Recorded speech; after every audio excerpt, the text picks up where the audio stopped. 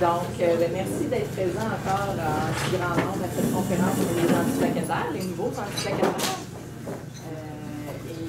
Ce soir, j'ai vraiment 1000 merci à faire parce que, comme vous pouvez le remarquer, il y a un changement à l'horaire en dedans de moins de 7 jours. On a un changement de conférencier, donc 1000 merci à Stéphane qui nous a sauvé la vie, en fait, en trouvant un docteur Dagneau qui a accepté aussi de nous sauver la vie de plusieurs façons. C'est ça. À l'hôpital et ici aussi. Donc, Dr Dagneau, en fait, est cardiologue et médecin au CHU depuis 2012, a fait toutes ses études à Sherbrooke, est allé faire son fellow à New York, à Columbia, c'est ça. Il a déjà à son actif plusieurs conférences et publications, conférences internationales, Cape Town en Afrique, New Orleans, un peu partout, donc il ajoute ce soir à sa liste Sherbrooke. Probablement la ville où j'ai présenté plus souvent. Donc, merci beaucoup d'avoir accepté de relever le défi à si peu de délai. Puis, nous, notre prochaine conférence va avoir lieu exceptionnellement un jeudi. Ça va être le 14 mai, ça va être sur l'institut cardiaque. Donc, bonne conférence. Merci beaucoup. Donc, quand Stéphane m'a parlé de ça, ça m'a fait plaisir là, de remplacer. Je pense que c'est un sujet qui est très intéressant. Beaucoup de données très récentes en plus de ça dans les derniers congrès, dernières des publications récentes. On va faire le tour de tout ça. Pour ceux qui connaissent le Dr Nguyen, je pense que mon avantage par rapport à lui, c'est que pour les daltoniens, vous risquez de voir qu'étant donné que je n'ai pas des diapositives vertes et rouges. Donc, si vous avez mes conflits d'intérêt qui sont sur la diapositive, que je vais laisser quelques secondes pour que vous puissiez les regarder. Et comme j'ai remplacé à la dernière minute, j'ai reçu les objectifs, je me suis dit que j'allais conserver les objectifs tels quels sans les changer. Donc, à la fin de la soirée, je pense qu'il y a 4 grands objectifs que je veux qu'on revoie ensemble. Le premier, ça va être de reviser la littérature. Quand on dit récente, on va parler parce que c'est plus si récent que ça, les nouveaux antiplaquettaires, mais des 8 dernières années sur les nouveaux antiplaquettaires. On va essayer de regarder, d'avoir un algorithme relativement clair pour les antiplaquettaires en syndrome coronarien. Le point qui va être le plus difficile, ça va être de parler de la durée de la double thérapie antiplaquettaire. Et finalement, suite à des publications récentes, on va parler d'une approche potentielle future pour les patients avec maladie coronarienne stable, où on va voir un peu qu'est-ce qu'on définit comme étant cette maladie stable-là, et une double thérapie avec des nouveaux antiplaquettaires. Avant de commencer, en fait, en termes d'introduction, je pense que ce qu'il faut bien comprendre, c'est la double thérapie antiplaquettaire, le traitement post-infarctus en maladie coronarienne stable. Qu'est-ce qu'on vise à accomplir? Ce qu'on vise à accomplir, en fait, c'est d'augmenter la survie des patients, prévenir des récidives d'événements ischémiques, et ce, en évitant autant que possible les complications. Puis les complications principales, c'est les complications hémorragiques. Si on remonte à il y a une dizaine d'années, ce qu'on disait, c'est que les infarctus, c'était méchant, c'est dangereux, il faut éviter ça à tout prix. Puis on disait que les saignements, c'était principalement juste une nuisance. Fait que oui, ça saignait, mais c'est pas grave, ça cause pas de décès, c'est juste pas le fun, on peut arrêter, puis les transfusions, mais c'est pas plus grave que ça. Les prochaines 5 minutes, je vais vous prouver que ça, c'est faux, que les saignements, c'est pas quelque chose qui est simplement une nuisance. Ça, c'est des données sur 34 000 patients qui étaient dans 3 grandes études randomisées, OASIS 1 et 2, et l'étude CURE que vous connaissez, qui est la raison pourquoi on donnait une double thérapie antiplaquettaire avec le Plavix.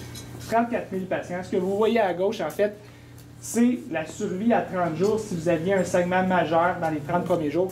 Vous voyez une augmentation de la mortalité de 5 fois pour les patients qui ont un saignement majeur. Et ça, on prend ici les patients qui ont survécu à 30 jours et qui n'ont pas saigné, et on les suit après ça. Puis vous voyez que même après les 30 premiers jours, jusqu'à 6 mois, le fait d'avoir un saignement, c'est associé avec on double le risque de décéder.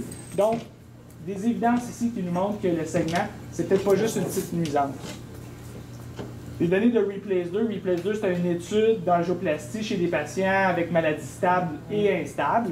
Ce que je vous démontre, c'est que votre outcome, si vous avez... J'espère que je ne cache pas trop de monde. Voulez-vous que je me tasse? Sinon, ça va.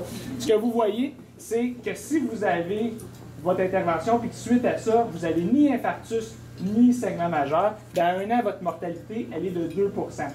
Si vous avez, ça c'est la ligne en verte, un segment, en fait un infarctus, vous augmentez votre mortalité, mais un segment majeur, vous voyez que la mortalité elle est encore plus élevée que les infarctus. Donc ça, c'était dans REPLACE 2 des patients, comme je vous dis, maladie coronarienne stable et instable. Et on voit exactement la même chose avec des chiffres légèrement plus élevés dans l'étude Acuity, une étude de presque 14 000 patients de syndrome coronarien sans élévation du segment ST. Vous voyez encore la même chose. Si vous n'avez pas d'événement hémorragique ou ischémique, votre mortalité elle est faible. Si vous avez une récidive d'infarctus, vous augmentez votre mortalité. Mais si vous avez une récidive de segment, vous augmentez encore plus votre mortalité. Donc, d'autres évidences qui démontrent que les segments, ce n'est pas quelque chose qui est à négliger. Une autre façon de regarder ça, puis ça, c'est les gens d'Acuity, c'est Greg Stone qui a apporté cette vision-là, c'est de regarder c'est quoi le nombre de décès attribuables à un événement adverse. Ce qu'on voit ici, en fait, ce qu'on vous démontre, c'est que d'avoir un infarctus du myocarde après une intervention, vous avez un hazard ratio de 2,5 d'avoir une mortalité à 1 an. Pour un segment sans transfusion, votre hazard ratio est à 2. Et pour un segment avec transfusion, votre hazard ratio est presque à 4. Et comme les segments, c'est quelque chose qui est plus fréquent que le réinfarctus, lorsqu'on met ça en termes de décès attribuables, donc ça, c'est les patients qui sont décédés puis qui avaient eu un événement soit hémorragique ou ischémique au préalable, mais vous voyez qu'il y a 51 décès attribuables à une récidive d'événement ischémique, c'est environ 9,8 % de tous les décès. Et vous avez 66 décès qui sont attribuables à des segments, presque 13 %. Ça, c'est dans Acuity, donc des patients avec syndrome coronarien sans élévation du segment ST. On revoit exactement le même pattern dans Horizon, où on a pris des patients avec élévation du segment ST, sauf que là, c'est 12 décès contre 31 décès, presque 3 fois plus de décès qui sont attribuables à des segments. Donc, encore plus d'évidence pour vous montrer que le segment, ce n'est pas quelque chose à négliger. Si on regarde, ça c'est dans Horizon, ce que vous voyez, c'est que l'infarctus, plus il est précoce, plus il semble être associé avec des risques de décès attribuables. Par contre, lorsque vos infarctus arrivent plus de 30 jours après, c'est un décès attribuable dans toute l'étude. Pour ce qui est des segments, ce que vous voyez, c'est que votre segment, qu'il soit très précoce, un peu tardif, très tardif, tous ces segments-là sont associés avec un nombre significatif de décès. Donc, le segment, ce n'est pas juste le segment dans les 24-48 heures qu'on passe à l'hôpital, c'est le segment dans les 30 premiers jours, c'est le segment à 1 an, puis on va revoir peut-être, on va en reparler plus tard, mais ça va être le segment après 1 an au long terme. Et finalement, ben ça c'est juste pour vous montrer qu'il y a plusieurs définitions de segments. Les gens, on a défini les segments de plusieurs façons. Ça, c'est juste pour vous montrer. En partant du haut, ça, c'est les définitions les plus sévères, fait que les segments vraiment les plus majeurs. Et on descend, puis ce qu'on voit, c'est que plus votre segment il est majeur, plus vous avez de décès. Ça plaît à l'esprit de penser qu'un petit segment mineur, c'est moins pire que d'avoir un segment digestif majeur où on est transfusé 6 kilos puis qu'on se ramasse aux soins intensifs en choc. Puis, on s'est posé la question, parce qu'avant, on disait que les segments, c'était une nuisance, mais que ça ne causait pas de mortalité. Il a fallu qu'on se pose des questions et qu'on essaie d'évaluer qu'est-ce qui fait que quand on saigne plus. Il y a plusieurs choses qu'on met en fait, qui sont des causes potentielles. Un, les hémorragies majeures, fait que les saignements intracrâniens qui vont causer directement le décès, des chocs avec les chocs hémorragiques. Fait que ça, c'est une partie des décès. Mais c'est pas juste ça. Les patients qui vont saigner vont avoir de l'hypovolémie, peuvent développer de l'ischémie, des arythmies. Fait qu'il peut y avoir des complications cardiovasculaires qui sont associées à un simple segment. On va arrêter la médication. On peut augmenter les risques d'avoir des événements thrombotiques. Les patients qui saignent, on va leur faire des choses. Il va y avoir des colonoscopies si c'est un segment digestif. Il peut y avoir des complications qui sont associées à ça, puis ces complications-là peuvent entraîner le décès. On sait que la transfusion, fait qu'un segment plus une transfusion, c'est pire qu'un segment seul. Les transfusions, on pense qu'il y a des médiateurs qui causent de la vasoconstriction dans les transfusions qui sont données, qui causent de l'inflammation systémique, qui pourrait avoir un effet adverse global sur la survie. Je vous ai dit, on risque d'arrêter la médication, puis je vais vous montrer ma prochaine diapositive. C'est ça. Les patients qui ont un segment majeur, on arrête leur aspirine, on arrête leur cyanopéridine, ils ont moins de bêta-bloqueurs, ils ont moins de statine, ils ont moins d'ISCA au congé, fait qu'ils sont privés de thérapies qui augmentent la survie chez ces patients-là. Puis finalement, il y a des choses, des facteurs non identifiés qu'on n'identifiera pas. Fait que ça, c'est pour vous montrer un registre où on a regardé les patients qui avaient eu des segments versus ceux qui n'avaient pas eu de segments au congé. Puis c'est ce que je vous disais, vous voyez moins d'aspirine, moins de cyanopéridine, moins de bêta-bloqueurs, moins de statine au congé. Et ça, c'était reproductible avec sensiblement les mêmes chiffres dans des études randomisées comme Horizon. Ce qu'on voit donc saigner, ça fait qu'au congé de l'hôpital, vous allez avoir moins de thérapies qui réduisent les récidives d'événements et la mortalité. Puis finalement, quand on essaie d'identifier c'est quoi les facteurs prédictifs de saignement, bien, les facteurs prédictifs de saignement, c'est l'âge, entre autres. Fait que plus vous êtes âgé, plus vous avez probablement de comorbidité, plus vous êtes fragile, plus vous avez de chances d'avoir des complications hémorragiques. Les femmes, les gens de petit poids, donc les BSA faibles, si vous avez déjà de l'anémie préalablement. Et après ça, les autres choses, bien, il y a certaines choses dans ce qu'on va vous donner. Donc, si vous recevez des inhibiteurs de la glycoprotéine 2B3A, vous avez plus de chances de saigner, si on passe en fémorale versus la radiale. Mais l'autre chose aussi, c'est la présentation. Fait que les patients qui se présentent avec une maladie stable ont moins de chances d'avoir des complications hémorragiques que les patients instables. Et plus votre maladie est instable, plus votre risque hémorragique il est grand. Donc, les patients avec des STEMI, qui sont ceux qui bénéficient le plus des antiplaquettaires, vont être aussi ceux qui vont saigner le plus avec nos antiplaquettaires. Et là, juste avant de revenir, de clore cette introduction-là, ce que je veux vous montrer, c'est les études dans les derniers 15 ans qui ont réduit la mortalité en syndrome coronarien. Il y a un pattern qui se répète. Pour réduire la mortalité, ce qu'il faut faire, il faut jouer sur les segments et les récidives d'événements ischémiques en faisant baisser un, augmenter l'autre, mais il ne faut pas qu'un contrebalance l'autre. Donc, dans les 15 dernières années, il y a 4 études, la quatrième Atlas, je vais vous en parler tout à l'heure, elle n'est pas sur la diapositive, mais il y a 4 études qui ont démontré une réduction de mortalité.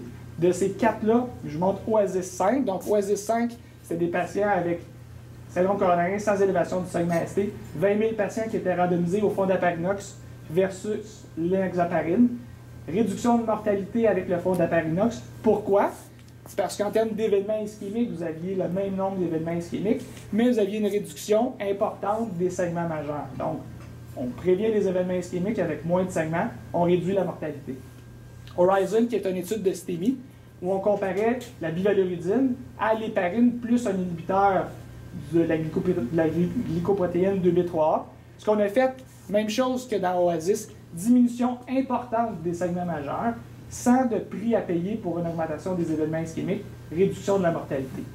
Et la dernière étude, c'est l'étude Plateau. Donc, Plateau, 18 000 patients avec ou sans élévation du segment ST. Ce qu'on a fait, on a réduit, avec clopidogrel versus ticagrelor, on réduit la récidive d'événements ischémiques sans payer le prix d'une augmentation des segments majeurs et on a une diminution de mortalité à 1 an qui est statistiquement significative.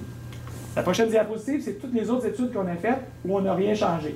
Puis ce que vous pouvez voir, c'est que soit on ne change rien sur les segments et les événements ischémiques, ou encore, lorsqu'on baisse les récidives d'événements ischémiques, on augmente les segments. Ça fait qu'on contrebalance tout ça, puis au bout du compte, il n'y a pas de changement sur la mortalité. Donc, si on revient à notre prélude de départ, oui, les gros infarctus, c'est dangereux. Il y a des petits infarctus, nos petits infarctus périprocéduraux, ceux qui viennent avec des petites troponinettes, que finalement, il n'y a pas rien qui mène au bout de ça. On n'en veut pas, mais c'est pas si grave que ça. Et les segments, c'est pas juste une nuisance, mais c'est un réel danger. Donc, il faut y faire attention. On va passer à la donc, après avoir parlé de ça, on va passer au premier objectif, qui est le choix de l'antiplaquettaire en syndrome coronarien aigu. Donc, c'est là que je vous disais que les études que je vais vous présenter, on dit que c'est des nouveaux antiplaquettaires, mais c'est pas si nouveau que ça. Le ticagrelor, on le voit sur le marché depuis 2012, parce que c'est à ce moment-là qu'on a eu l'approbation, mais les études, c'est des études qui datent, les publications, c'est 2008, donc ça fait quand même longtemps. Quand on ressort tout ça, c'est quand même des publications qui datent d'il y a un certain temps. Au départ, la double thérapie antiplaquettaire, il faut remonter à Cure, qui avait été publié en 2001, donc ça fait quand même presque 15 ans, où on avait comparé l'aspirine seule à l'aspirine et au clopidogrel chez des patients avec syndrome coronarien. Et ce qu'on avait démontré, c'est une réduction de la récidive d'événements ischémiques avec la double thérapie jusqu'à 1 an. Ce qui est intéressant, si on regarde maintenant Cure d'un autre œil, parce que dans le temps, on disait que les segments, c'était bénin, puis que les événements ischémiques, c'était vraiment ça qu'on voulait. Quand on regarde Cure, on diminuait, par rapport à l'aspirine seule, on diminuait la récidive d'événements ischémiques, mais on payait un prix avec plus de segments. Puis quand vous regardez ici, en fait, ce que vous voyez, c'est qu'on n'avait pas de réduction significative de la mortalité avec Cure.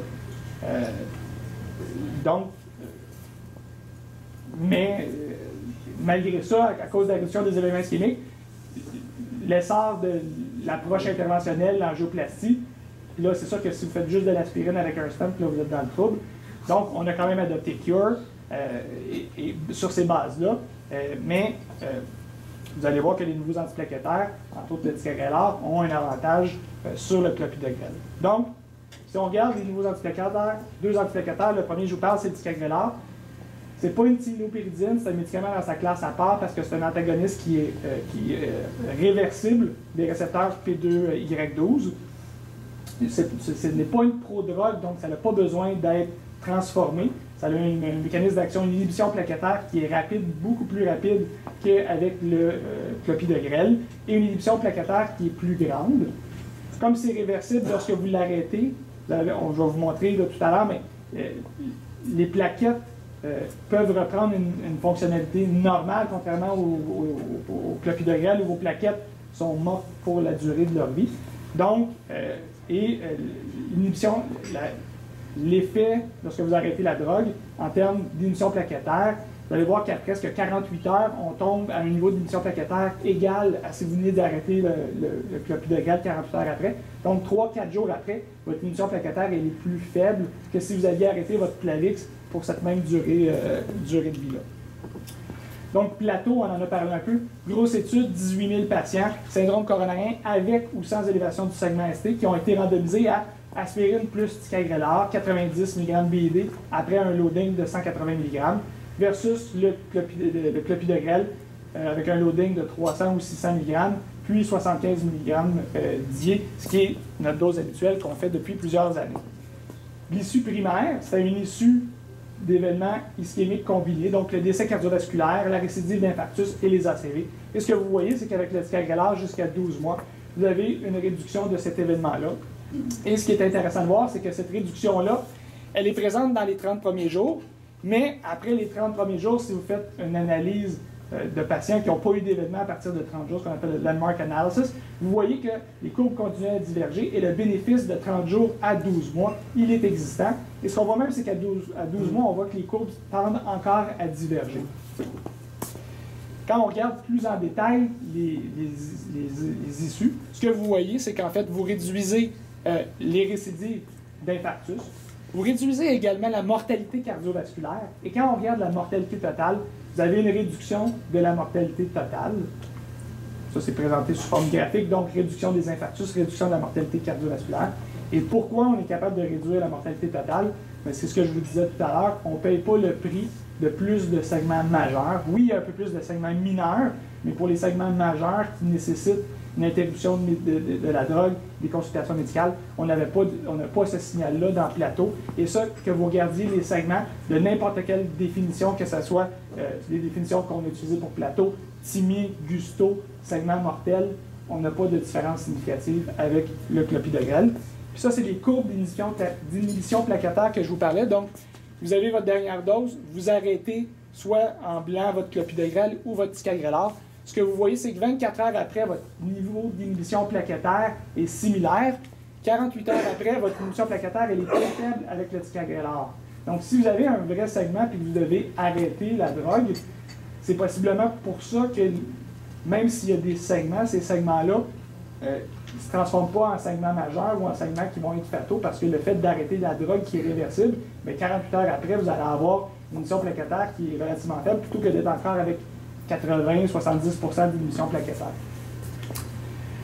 Un petit mot sur les autres événements adverses que vous pouvez voir là, quand les patients viennent vous voir. Ce que les gens vont se plaindre plus fréquemment, c'est la dyspnée, une espèce de dyspnée qui est difficilement caractérisée, qui des fois va survenir à l'effort, des fois peut arriver au repos. C'est une dyspnée qui est médiée via les récepteurs de l'adénosine. Ce qu'on sait, c'est que les patients qui ont cette dyspnée-là, qui n'est pas associée avec des signes de défaillance cardiaque, ils ont un outcome à 1 an qui est le même que les patients qui n'ont pas de dyspnée. Donc, ce n'est pas quelque chose qui est péjoratif pour eux. Ça n'entraîne pas d'adverse, à part la sensation de dyspnée, ça n'entraîne pas rien d'autre de néfaste. souvent, quand on leur explique que cette drogue-là a un bénéfice pour la mortalité, ces choses-là, la majorité des patients vont continuer sous la drogue, ce qui vous montre que malgré les 14% de patients dans le plateau qui se plaignaient de la dyspnée, il y en a juste 1% des patients pour qui la drogue a été arrêtée. Mais ça arrive à l'occasion qu'il y en a qui ne sont pas capables de tolérer. Mais quand ils comprennent qu'il y a un bénéfice, souvent les gens vont tolérer, dire bah, OK, c'est pour un an, ou on va faire ça, puis on va l'arrêter après. Puis quand c'est très majeur, bien, on va des fois l'arrêter puis changer pour un autre antiplaquettaire. Fait que si on regarde plateau, si on applique ça en pratique, qu'est-ce que ça veut dire? Bien, ça veut dire que pour 1000 patients qu'on traite pour un syndrome coronarien avec du ticagrelor plutôt que le clopidogrel, à 12 mois, vous allez sauver 14 décès, 11 infarctus du myocarde, 6 à 8 thromboses de stent, sans augmenter les segments qui vont avoir besoin de transfusion. Et vous allez changer 9 patients du ticagrelor pour soit du clopidogrel ou du prasugrel en raison de la dyspnée. Ça veut dire qu'à chaque 54 patients que vous traitez, vous sauvez un événement de décès cardiovasculaire, infarctus ou ACV. Un petit mot parce qu'on a regardé les sous-groupes, fait que ces données-là, ce qu'on observe, c'est autant vrai pour les stémies, les non-stémies, les hommes, les femmes, les patients plus jeunes, plus âgés, petit poids, grand poids. Il y avait une analyse de sous-groupe qui sortait qui était significative puis qui a fait beaucoup parler, qui a retardé l'approbation du médicament. C'était qu'en Amérique, je l'ai passé, c'était qu'en Amérique du Nord, on semblait avoir un message inverse où on semblait ne pas bénéficier du ticagrelor. Puis là, les gens ont poussé à savoir qu'est-ce qu'on faisait en Amérique du Nord qui était différent. Puis l'Amérique du Nord, c'était surtout les États-Unis. Les États-Unis donnaient 325 mg d'aspirine avec le ticagrelor. Et quand on regarde... OK. Quelque chose qui est disparu. Un bug PowerPoint. Mais ce slide-là, ce qu'elle vous montre, c'est qu'en fait, lorsque vous combinez l'aspirine à haute dose, donc plus que 300 mg avec le ticagrelor, vous avez le pire outcome à 1 an. Entre les deux, vous avez votre clopidogrel avec petite et grosse dose.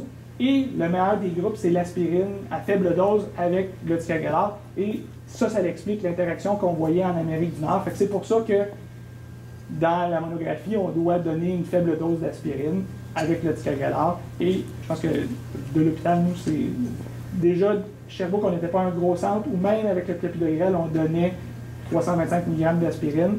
Il y avait des centres ailleurs au Canada, surtout aux États-Unis, qui le faisaient de façon systématique. Donc ça, c'est une des choses à vérifier quand les patients sortent et qu'ils ont leur ticagrelor.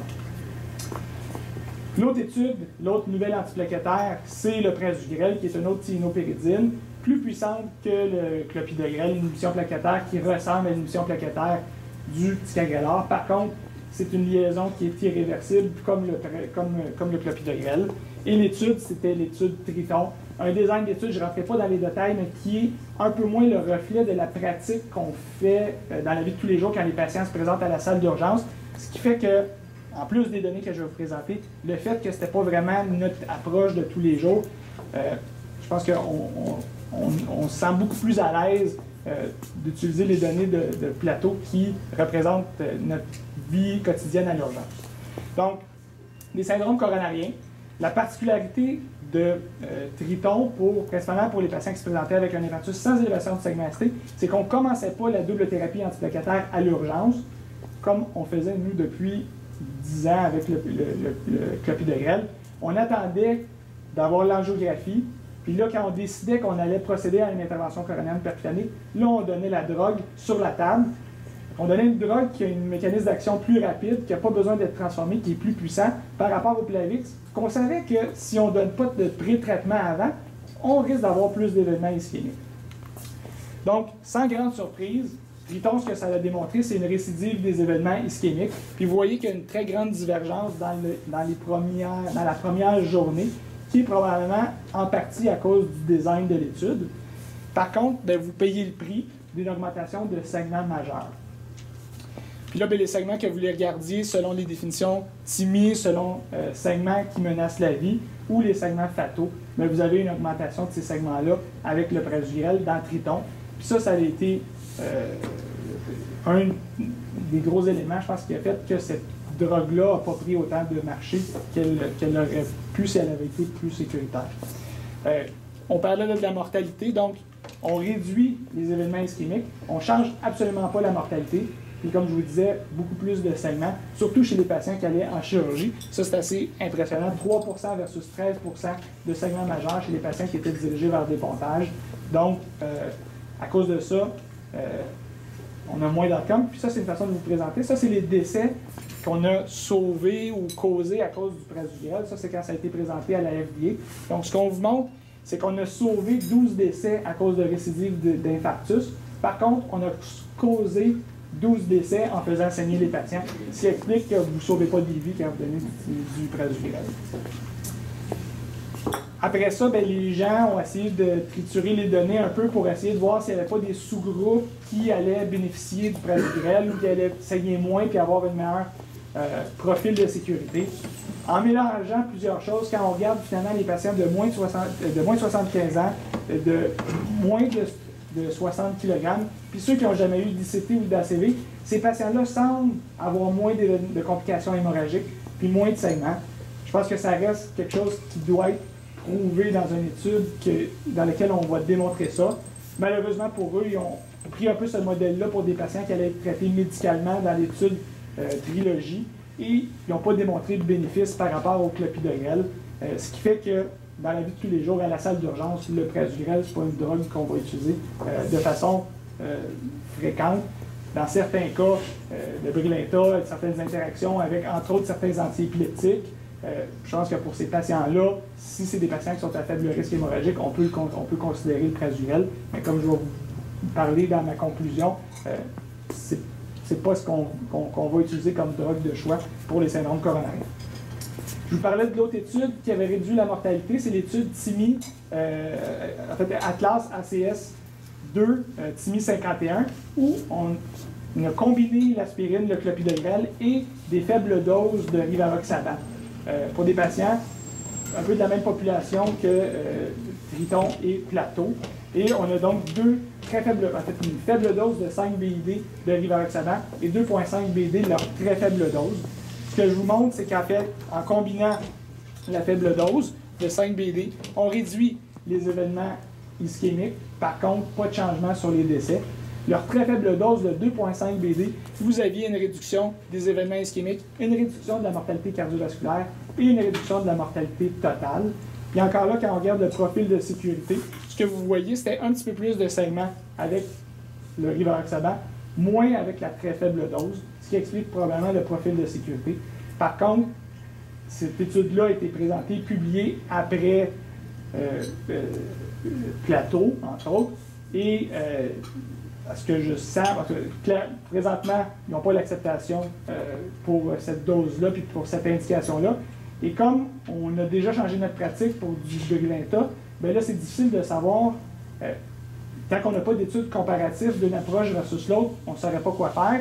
De combiner du rivaroxaban par-dessus du Brilinta, je ne pense pas que c'est une bonne idée. Fait que pour le moment, on fait ce qu'on a, mais cette étude-là, parue 2 ans après, aurait peut-être fait que notre approche serait différente aujourd'hui. Mais bon, il y a des questions de timing et d'opportunité dans la vie. Donc, ma conclusion sur le choix d'antiplaquataire en syndrome coronarien. En 2015, je pense que le Plavix, le clopidogrel, c'est un antiplaquataire qui est inférieur et qui ne devrait plus être notre antiplaquataire de choix pour le syndrome coronarien. Sauf dans certains cas. Des patients qui sont à haut risque de saignement, des patients qui ont déjà eu des hémorragies intracrâniennes parce que ces patients-là étaient exclus autant de Triton que de Plateau. Des patients qui ont besoin d'une anticoagulothérapie, que ce soit pour des valves mécaniques, pour des embolies pulmonaires, puis on pourra reparler, surtout dans la période de questions, pour de la fibrillation auriculaire. Des patients très, très âgés, où vous avez une fragilité, un risque hémorragique qui est plus grand. Et tout ce qui, selon votre jugement clinique, fait que vous pensez que ces patients-là sont à risque important de saigner. Donc, pour les lenthémies et l'angine instable, je pense que c'est le ticagrelor. Dans ce sous-groupe de patients-là, le prasugrel, surtout dans la façon il a été étudié, n'a pas vraiment sa place. Pour les stémies, le ticagrelor, pour moi, c'est encore un premier choix. Le prasugrel, je vais l'utiliser chez des patients anticonvulsivants qui interagissent avec le ticagrelor, mais c'est une minorité de ces patients-là. Je pense que c'est clairement le prasugrel, pas chez les patients âgés de petit poids ou avec des antécédents d'ACV. Puis finalement, comme je vous disais, bien, si les patients sont à haut risque de saignement, avec notre jugement clinique, bien, le Plavix, pour certains cas ciblés, peut encore être la meilleure drogue. Je voulais dire un petit mot parce que vous allez voir, on a quand même beaucoup de patients âgés qui sont traités avec des doubles thérapies antiplaquettaires. J'avais une slide qui demandait c'est quoi l'âge extrême. Je partais de 70 à 100 ans. Je pense qu'il n'y a pas d'âge auquel on est plus vieux, parce que ce n'est pas l'âge en soi. Vous avez des patients de 70 ans qui ont l'air d'en avoir 100, vous en avez qui ont 90, qui ont l'air d'en avoir 70. C'est une combinaison de facteurs, c'est les comorbidités, c'est la fragilité gériatrique. Puis ça, c'est un peu un flair clinique, c'est le PIF. Mais ce qu'on sait, c'est que les patients qui ont une fragilité sont plus vulnérables à toutes les interventions que vous allez faire, à toutes les complications qui vont arriver, parce qu'ils ont moins de réserves. Toute petite affaire devient une grosse affaire, la récupération, elle est plus lente, et la détérioration, elle est plus lente. Fait qu'il faut faire très attention à ces patients-là. Des patients qui sont généralement sous-représentés dans nos études. Fait que même si dans Plateau, on voit que le patient le plus âgé avait 93 ans, c'est probablement une minorité des patients de 93 ans qu'on a approché pour être inclus dans cette étude-là. Fait que des fois, juste faire attention à ça.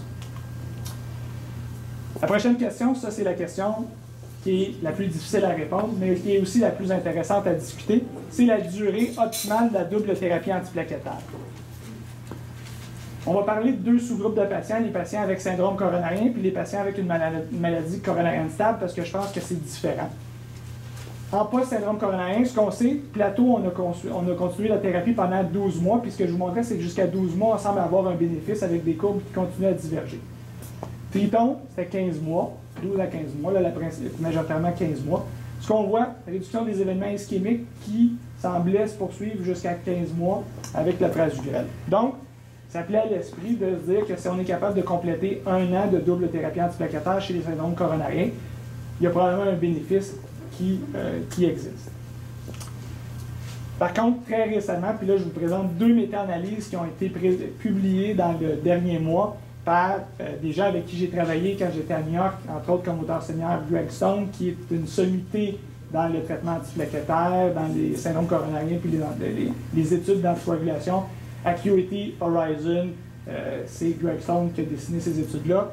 Donc, une méta-analyse où ils ont regardé les études où on comparait une courte durée antiplaquettaire, post-implantation de stent, 3 et 6 mois, versus une thérapie de 12 mois. On a principalement 4 études où l'endpoint était de démontrer soit la non-infériorité de la thérapie antiplaquettaire plus courte ou la supériorité de la thérapie antiplaquettaire plus longue. Dans ces 4 études-là, on a soit démontré la non-infériorité d'une thérapie antiplaquettaire plus courte pour les événements ischémiques, ou encore, on n'a pas réussi à démontrer la supériorité pour une thérapie antiplaquettaire plus longue. Ce que ça donne, jusqu'à 1 an, que vous ayez 3 ou 6 mois versus 12 mois, ce n'est pas de changement significatif sur les récidives d'événements ischémiques. Par contre, une augmentation des segments si vous avez une thérapie antiplaquettaire plus longue, et ça, pas de différence sur votre mortalité totale. Donc, les conclusions de l'étude, c'est de dire que ça, c'est des études avec des nouveaux stents, des stents de 2e génération, fait que c'est pas nos Taxus, nos Cypher qu'on mettait anciennement, qui sont maintenant reconnus pour avoir plus d'événements adverses au long terme. C'est chez les patients-là avec stents de nouvelle génération, on peut penser qu'une thérapie antiplaquettaire plus courte et sécuritaire. Les bémols, ces études-là recoupaient des patients avec syndrome coronarien ou maladie coronarienne stable. La majorité des patients, c'était des patients qui étaient stables. Le pourcentage de patients avec des syndromes coronariens, c'était moins de 40%. Puis là-dessus, majoritairement de l'angine instable ou des non-stémies, mais très peu de stémies. Donc, je pense qu'il faut faire un peu attention puis pas extrapoler à tout le monde. Les seules études, en fait, les 2 études où on utilisait 3 mois de thérapie, c'était des études où on avait un stent aux atherolimus qui est appelé le Endeavor, qui avait une relâche du médicament qui se faisait dans les 30 premiers jours, qui avait plus de resténose. On l'appelait notre stent mini-médicamenté. Il était meilleur qu'un stent non médicamenté en termes de resténose, mais moins bon que nos autres stents médicamentés. Ce stent-là, si vous essayez de le poser au Canada, vous n'êtes plus capable, la compagnie ne le fait plus, ils l'ont remplacé par le Resolute qui a un relâche de la drogue plus prolongé et lui est aussi bon que les autres stents pour prévenir la résténose au long terme. Donc il faut faire un peu attention, surtout sur les données de 3 mois, mais en ayant parlé pas plus tard qu'hier avec un de mes collègues qui travaille encore à New York avec Greg Stone, il y a un papier qui a été accepté pour publication qui va paraître bientôt de toutes les études où on a utilisé le Xience, qui est un autre stent de première génération, et on a des données à 3 mois sur un certain nombre de patients qui vont nous montrer une certaine sécurité chez ces patients-là. Depuis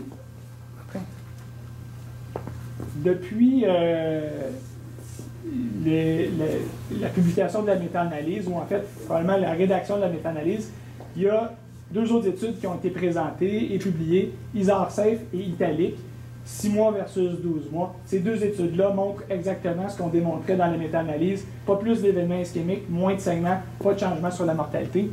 Et on a une autre grosse étude qui est l'étude DAPT, qui a été publiée dans le New England Journal of Medicine, qui a été présentée récemment, où on a comparé 12 mois versus 30 mois de double thérapie antiplaquettaire. Puis là, je vais vous en parler dans la prochaine méta-analyse parce que ça a été inclus dans la méta-analyse du Lancet.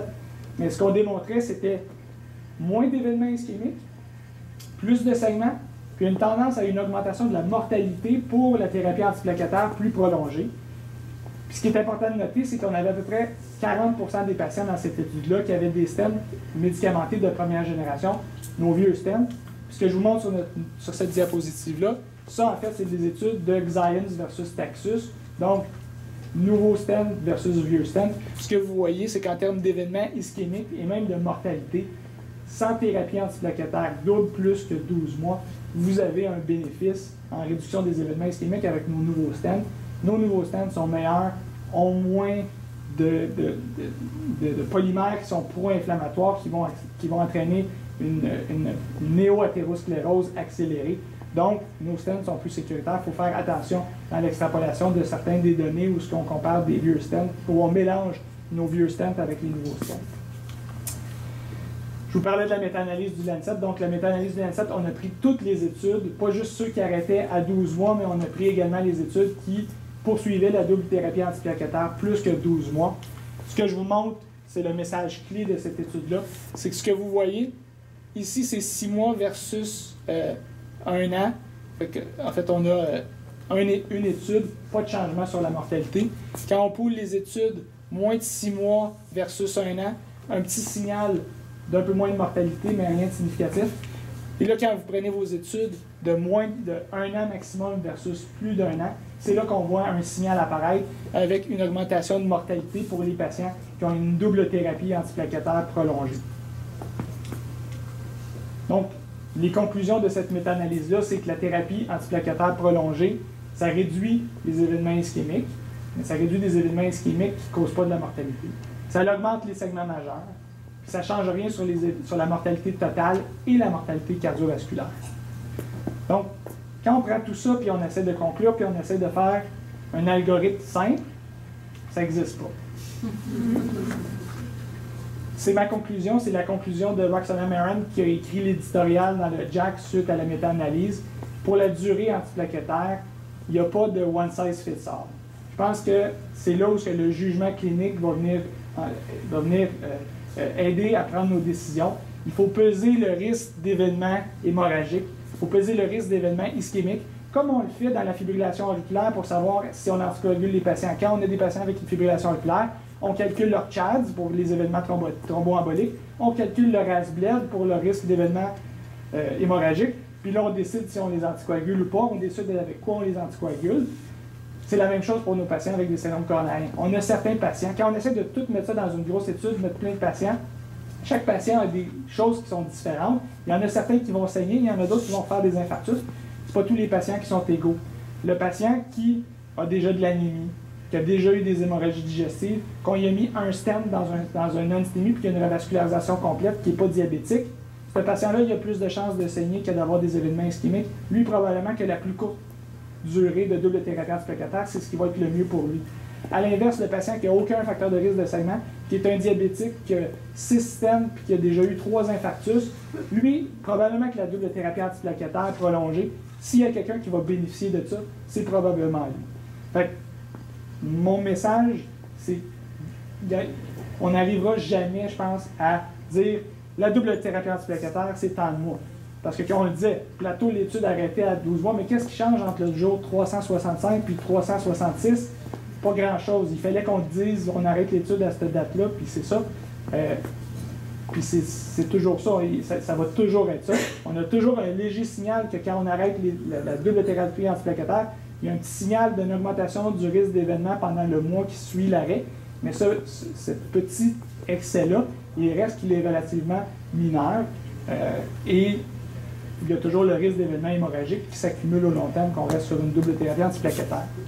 Donc, ah oui, puis l'autre chose que je voulais vous dire, la durée, il y a deux choses. Il y a la durée optimale, puis il y a la durée sécuritaire. Je pense que c'est deux choses qui sont très différentes. C'est quoi la durée sécuritaire? La durée sécuritaire, c'est quand est-ce qu'on peut arrêter la double thérapie antiplaquettaire en ayant un risque de thrombose de stent, d'événement ischémique qui soit acceptable. Fait que ça veut dire pas 100%, pas 50% de risque, quelque part entre 5%, 10%. La durée optimale, ça c'est la durée où on arriverait au plus faible risque d'événements ischémiques puis hémorragiques. Puis ces deux choses-là, c'est des choses qui sont différentes. La durée minimale, ce qu'on sait, pour un patient, que ce soit syndrome coronaire, maladie coronaire stable, si vous le traitez avec un stent, c'est la sorte de stent que vous implantez qui va dicter votre durée minimale. Pour un stent médicamenté de seconde génération, fait que ce qu'on installe maintenant dans 95% du temps, c'est 3 mois. On sait que si on arrête à moins de 3 mois, le risque de thrombose de stent, il est significatif. Pour ce qui est des stents non médicamentés, 1 mois.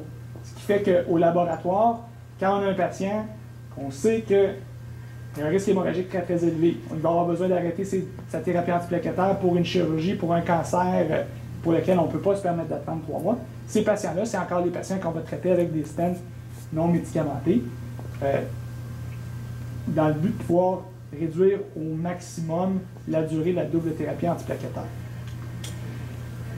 Ensuite de ça, si on regarde la durée optimale, comme je vous dis, il n'y a pas un patient qui est pareil, mais de façon générale, je pense que pour les patients avec maladie coronarienne stable et stent médicamenté de nouvelle génération, quelque part entre 6 à 12 mois, c'est probablement à quelque part autour de ça que notre double thérapie antiplaquettaire optimale se retrouve, en n'oubliant pas notre minimum de 3 mois, mais si on a vraiment besoin de l'arrêter après 3 mois, je pense que c'est quelque chose qui pourrait être sécuritaire.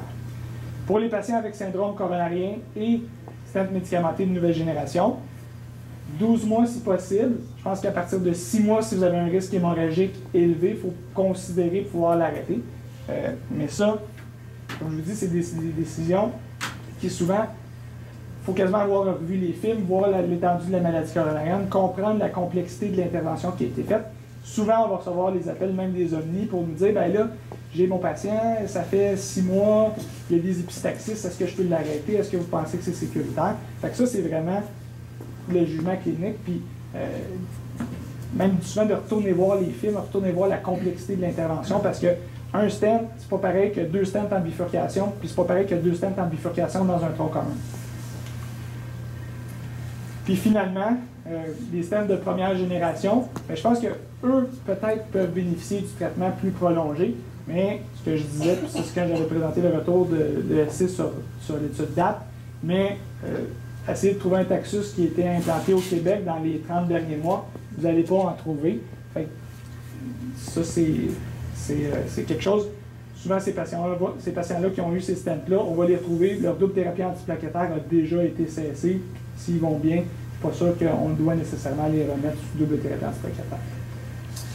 Puis finalement, je vais vous parler d'une double thérapie antiplaquettaire post-infarctus, plus prolongée avec des nouveaux antiplaquettaires. Donc ça, c'est l'étude Pegasus, où on a pris des patients qui avaient déjà un antécédent d'infarctus, plus d'1 an avant, mais moins de 3 ans. Fait que ça, c'est soit le patient type plateau auquel, après 1 an, on se dit « qu'est-ce que je fais? Est-ce que je le continue plus longtemps? » Ou encore des patients type plateau, ils ont eu leur triangulaire 1 an, ils l'avaient arrêté, ils ont été remis au ticagrelor pour voir s'il y avait un bénéfice au long terme.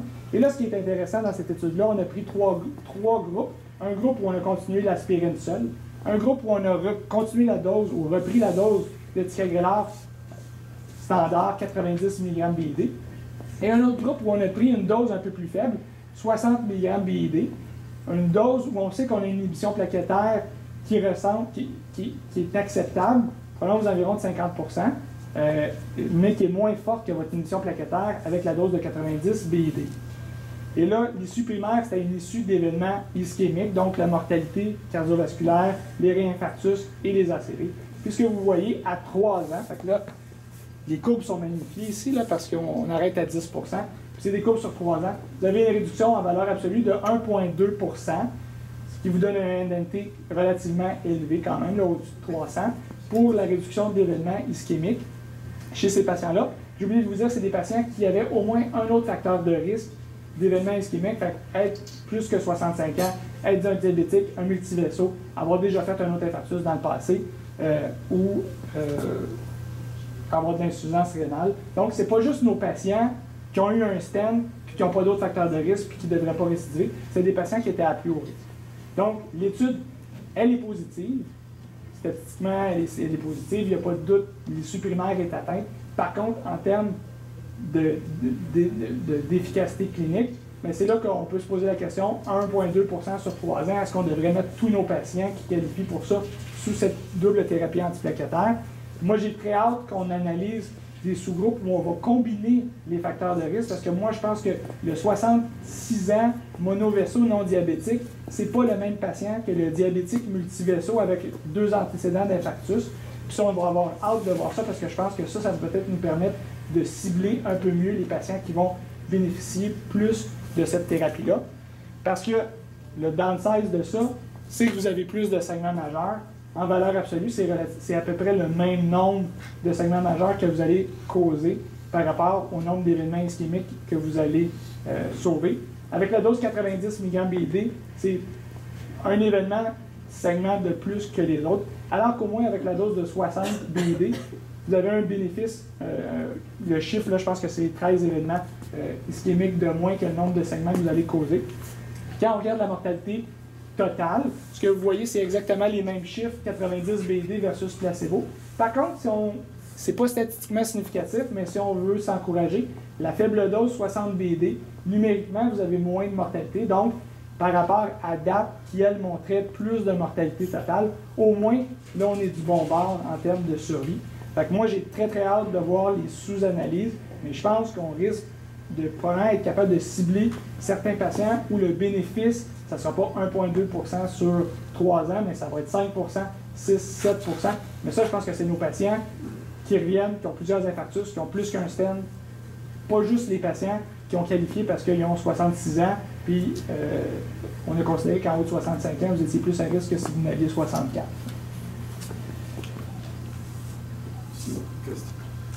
Il me semble assez difficile de discerner les avantages d'un produit par rapport à un autre, mais dans la chaîne de distribution du médicament, il y a l'approbation par Santé Canada et ensuite par le Conseil de pharmacologie du Québec et ensuite sur les remboursements, etc. Ma question, c'est quelles sont les attentes du tiers payeur en termes d'avantages? 64 ans, 66 ans, moins de segments. Le payeur, il veut quoi?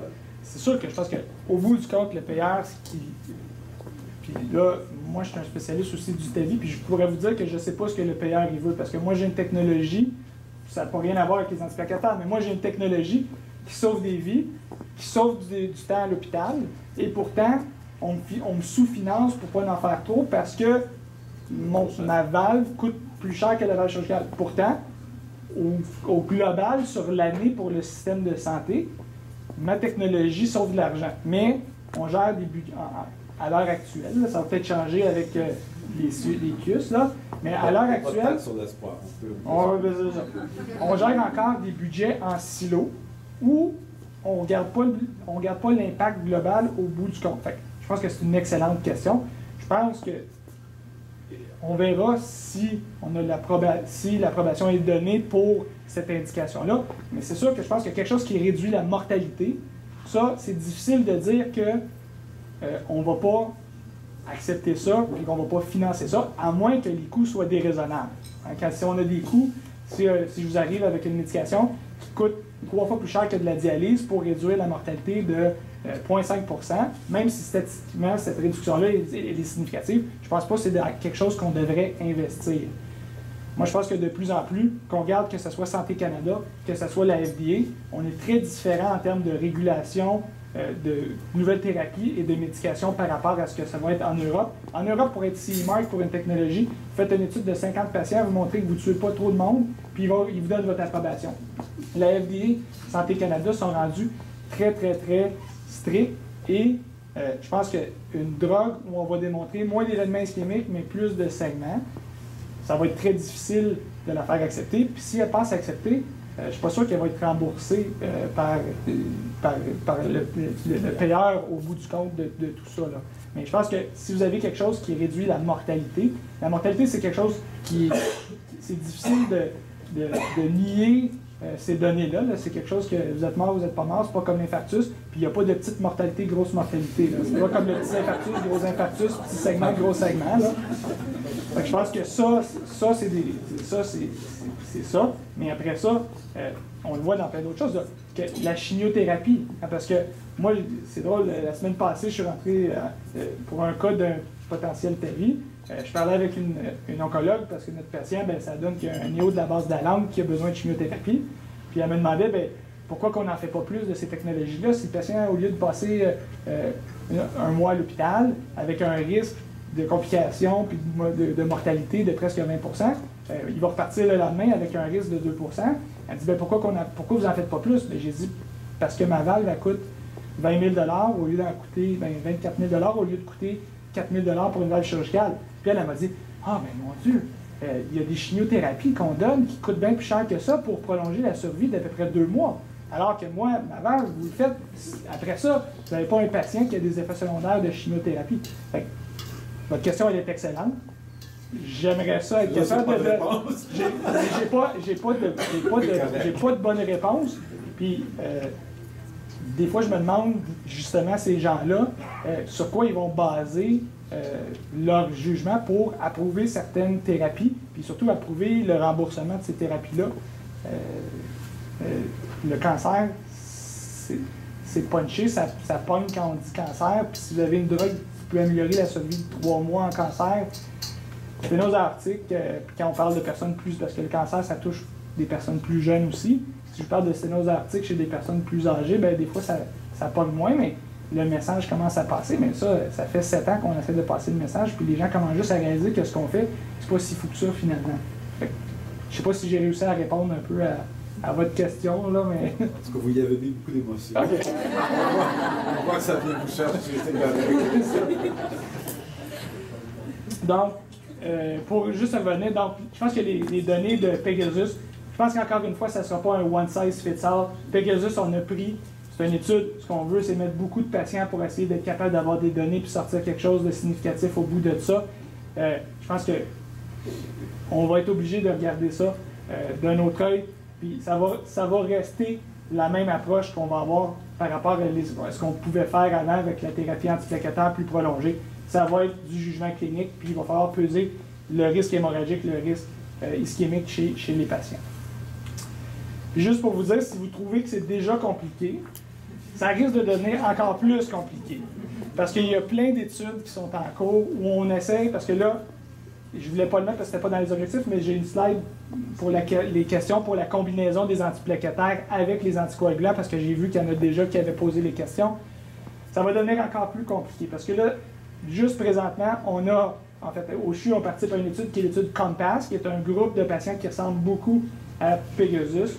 3 groupes, aspirine plus rivaroxaban, très petite dose, versus l'aspirine seule, versus le rivaroxaban à très petite dose seule, chez des patients qui ont déjà eu des événements ischémiques dans le passé, mais plus d'1 an après, avec eux aussi des facteurs de risque d'événements ischémiques, un peu la même population. Fait que là, on verra ce que ça va donner, mais on va être encore plus mélangé peut-être avec les données qui vont arriver. Une autre étude qui va commencer bientôt, c'est l'étude Twilight, parce que là, depuis longtemps, on se dit que l'aspirine, il faut garder l'aspirine. Hein, l'aspirine, c'est super important, on ne peut pas l'arrêter, mais on arrête les autres antiplaquettaires. On commence à se dire, bien, l'aspirine, c'est pas si banal que ça donne des ulcères gastriques, il y a une partie des hémorragies digestives qui viennent peut-être de l'aspirine. Peut-être que si on gardait la meilleure drogue puis on arrêtait l'aspirine, peut-être que ça serait mieux. Donc là, vous avez l'étude Twilight qui s'en vient. Post-angioplastie, on va faire 3 mois d'aspirine plus ticagrelor. Puis au bout de 3 mois, on va vous garder soit sous l'aspirine plus ticagrelor ou on va arrêter l'aspirine puis vous garder juste sur ticagrelor. Ça, vous voyez, c'est juste le début. Parce qu'après ça, là, on fait ça avec 3 mois. Après ça, on va pouvoir dire, ben, peut-être qu'au long terme, finalement, en monothérapie, les nouveaux antiplaquettaires seuls, c'est mieux que l'aspirine. Fait que les possibilités d'études en termes de design sont illimitées. Après ça, ben, il va rester à voir en termes de financement d'études puis de ce qui va pouvoir être fait. Mais il y a plein de choses qui peuvent être, qui vont être faites puis qui peuvent être faites.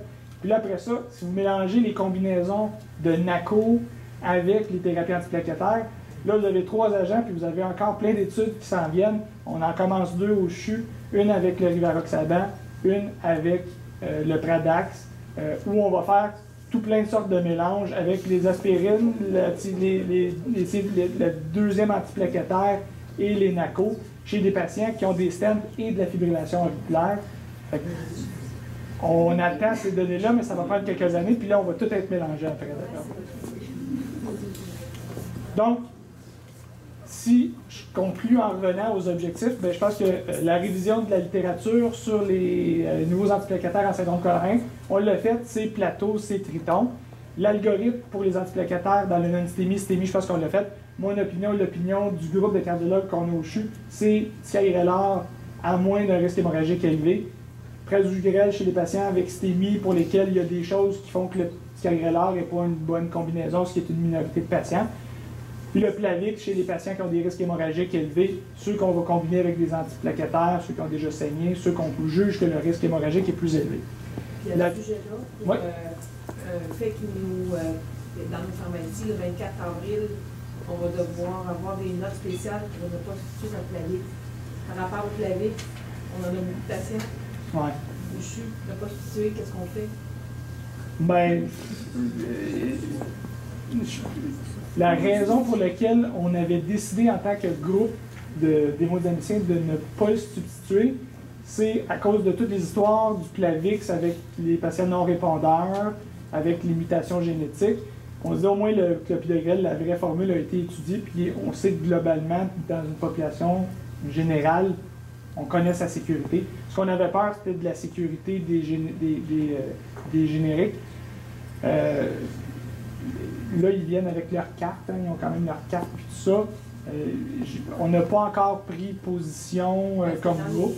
Dans les codes qui vont être A, c'est pour allergie, B, c'est pour intolérance au générique, C, c'est pour la forme, ça ne s'applique pas, puis D, c'est pour le Remicade. Donc, on ne peut pas prendre aucun de ces codes-là. Non, je suis des Là, on vous bombarde de fax par rapport à ça? Non, mais non, je pense pas. Je pense que pour le... Je pense que on en discute à notre prochaine réunion de service parce que ça avait été un point. Il y a un courriel qui avait été envoyé à tout le monde puis personne n'a répondu. Fait que je pense que malgré tout, probablement que le générique est probablement correct. Je pense qu'on va se plier au générique, sauf dans les cas peut-être spéciaux où on a eu soit des vrais codes, là, des intolérances au générique.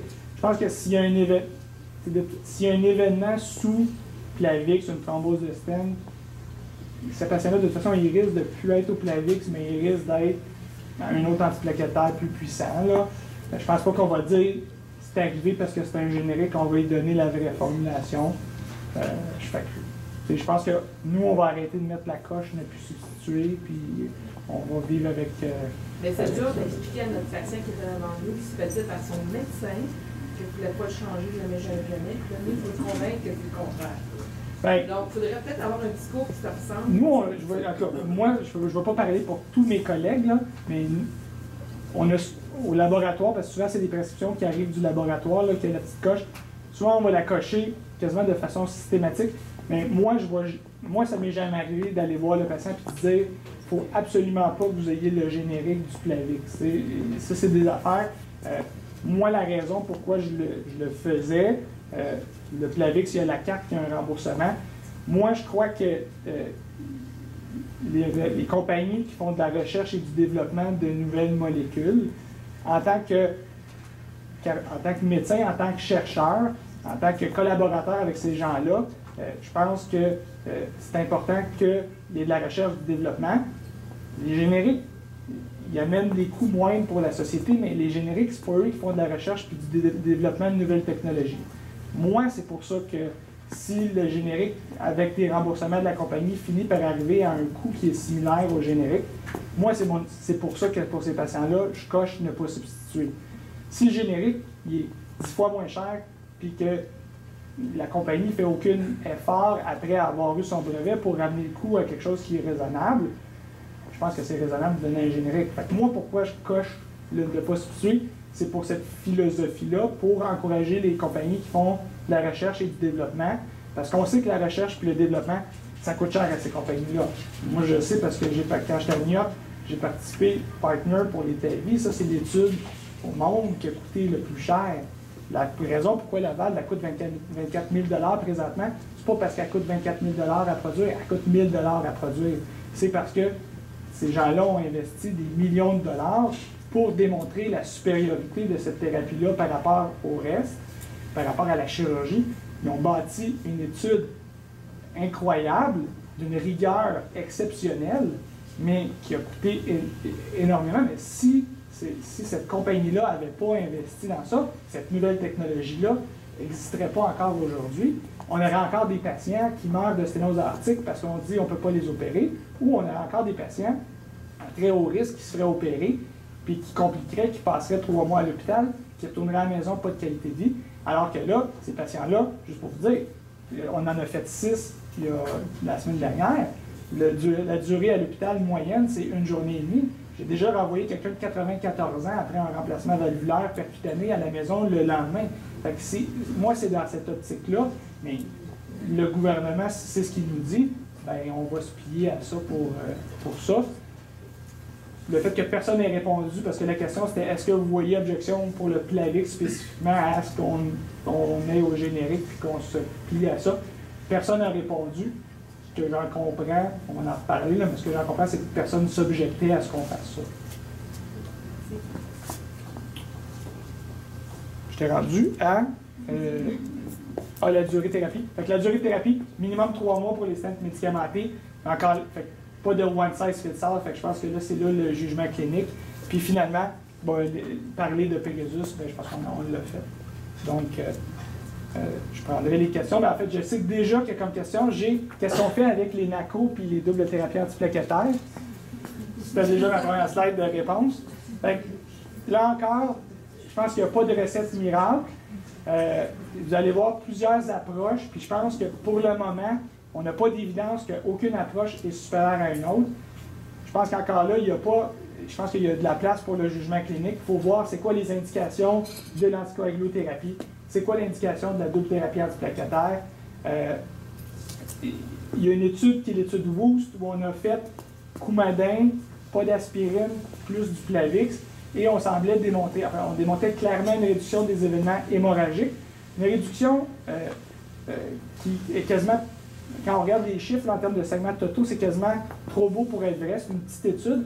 Puis quand on regardait les événements ischémiques, bien, il y avait moins d'événements ischémiques, mais encore là, quand on regarde beaucoup d'événements ischémiques précoces dans le groupe, c'est une petite étude, très peu d'événements. Je pense qu'il faut faire attention à ces études-là avec très peu de patients, très peu d'événements pour tirer des conclusions trop rapides. Fait que, oui, je pense que chez des patients très à haut risque, on le fait, on va le faire, mais je pense que d'appliquer ça à tous, c'est peut-être pas nécessairement tout de suite la bonne recette. Ça fait que j'ai des collègues, je sais, là, qui font ça quasiment systématiquement, puis si le patient était sous un NACO, puis là on a un stent, ils vont arrêter le NACO, ils vont revenir au Coumadin, même si le Coumadin avant passait de 1,5 à 4, pour dire, ben là, on va faire ça pendant 6 mois. Moi, je pense qu'il faut individualiser. Si vous aviez un patient qui se soignait sous Coumadin, puis qui est sous NACO, puis qui est bien, bien peut-être que la thérapie idéale, c'est de dire, je vais faire NACO, aspirine, Plavix, mais je vais faire Plavix juste pour 3 mois, parce que c'est un stent médicamenté de nouvelle génération parce que le risque d'événement ischémique est relativement faible. Fait que je pense qu'on n'a pas de recette miracle. Puis encore là, comme je vous dis, là, il y a plein d'études qui vont être faites, qui sont en branle présentement avec ces différentes combinaisons-là.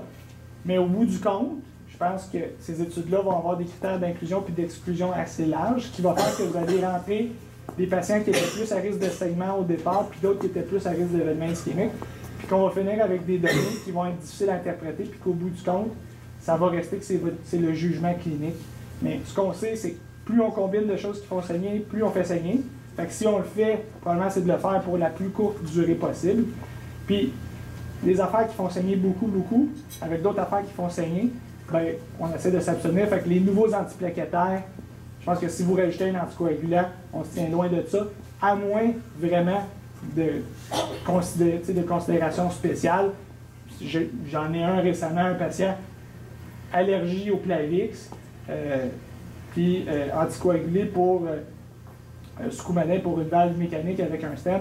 Ben lui, on va faire 3 mois de ticagrelor, pas d'aspirine, du Coumadin, basé sur absolument rien, mais en se disant que c'est probablement, entre donner du Benadryl pendant 3 mois pour pas qu'il y ait trop de rash avec son Plavix, c'est probablement mieux ça. Puis de revenir au Ticlide avec les risques d'agranulocytose, pas sûr que c'est la meilleure affaire non plus. Fait que c'est ça qu'on a décidé de faire, mais c'est ça. Si vous avez d'autres questions, oui? La prescription d'IPP, elle est automatique. Comment? Oui, ben, en fait, la prescription d'IPP, oui, chez les patients de plus de 65 ans, chez les patients qui, moindrement, ont des symptômes de dyspepsie, ont des histoires d'ulcus chez ces patients-là, on devrait leur donner un IPP. On sait que ça réduit les hémorragies digestives. Puis, en fait, même, on a démontré là, que chez les patients de plus de 65 ans, l'IPP combiné à ça diminue les risques. Pendant qu'on parle d'IPP, il y a eu beaucoup de polémiques à savoir, y a-t-il des IPP qui ont moins d'interaction avec le Plavix? Ce qu'on a observé d'un point de vue clinique, il n'y a pas d'interaction significative d'un point de vue clinique, que ce soit de n'importe quel IPP. Fait que, à un moment donné, on pensait que le Losec avait peut-être plus d'interaction, que le Pentaloc était plus sécuritaire. Quand on regarde d'un point de vue pharmacocinétique, ça, on observe ces choses-là, mais d'un point de vue clinique, en termes de thrombose de stent ou quoi que ce soit, il n'y a pas de signal. Donc, n'importe quel antiplaquettaire est correct avec les combinaisons. Avec le clopidogrel, ça, c'est des choses qu'on n'observe pas avec les antiplaquettaires plus puissants, non?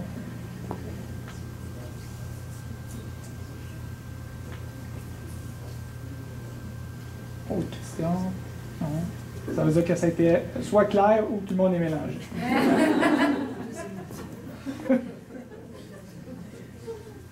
Mais dans les questions que j'avais, il y en avait qui demandaient à la fin de la thérapie, le fax pour nous demander est-ce qu'on poursuit ou pas. Moi, c'est des choses que j'apprécie recevoir. Souvent, c'est des patients qu'on voit, mais ça donne qu'on l'a vu à 9 mois, on va le revoir un peu plus tard après. Je pense que c'est des choses, je pense que c'est tout à fait approprié que ce soit nous qui prenons cette décision-là. Souvent, on a notre note de clinique, on l'a vu il n'y a pas si longtemps que ça. La majorité de nos patients en Estrie sont captifs. Fait que quand je reçois la prescription, c'est facile d'aller voir est-ce qu'il est revenu pour une autre intervention, il est revenu à l'urgence pour d'autres infarctus. Je pense que c'est apprécié. Ce que je vois souvent quand la question est dirigée, puis ça j'en ai eu là, des patients qui s'étaient dirigés aux généralistes. On dirait que les généralistes, ils ont plus peur d'arrêter quelque chose, fait qu'ils vont renouveler. Puis j'ai des patients qui sont revenus avec du ticagrelor qui était rendu à 18 mois de ticagrelor. Je ne sais pas quel code ils ont passé ou quoi que ce soit, parce que c'est ça. Mais souvent, on va les voir, puis là, on va finir par les arrêter là. Fait que ça, je pense que ces fax-là, pour savoir est-ce qu'on continue ou on l'arrête, je pense que c'est tout à fait justifié. Puis, comme je vous disais, c'est avec le jugement clinique. Je pense que c'est pas à vous de décider, lui, il a eu une intervention, il y a eu un infarctus. Je pense que vous n'avez pas toutes les informations nécessaires pour dire... Comment?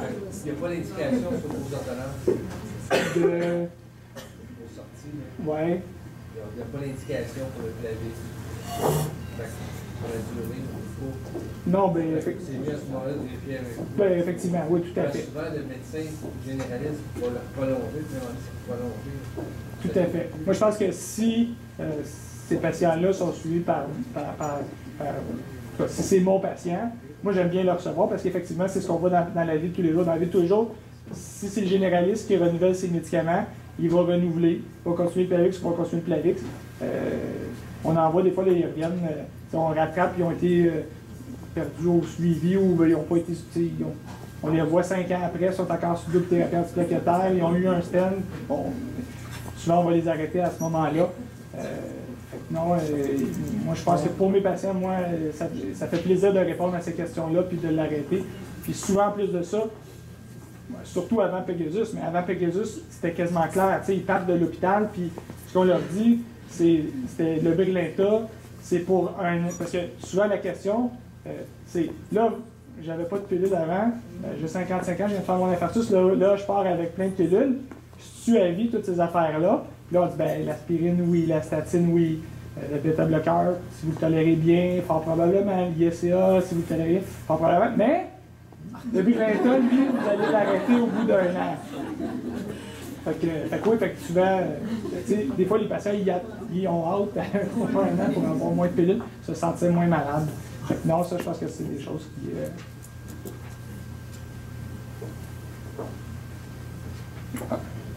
Ben, merci beaucoup. Ça fait plaisir.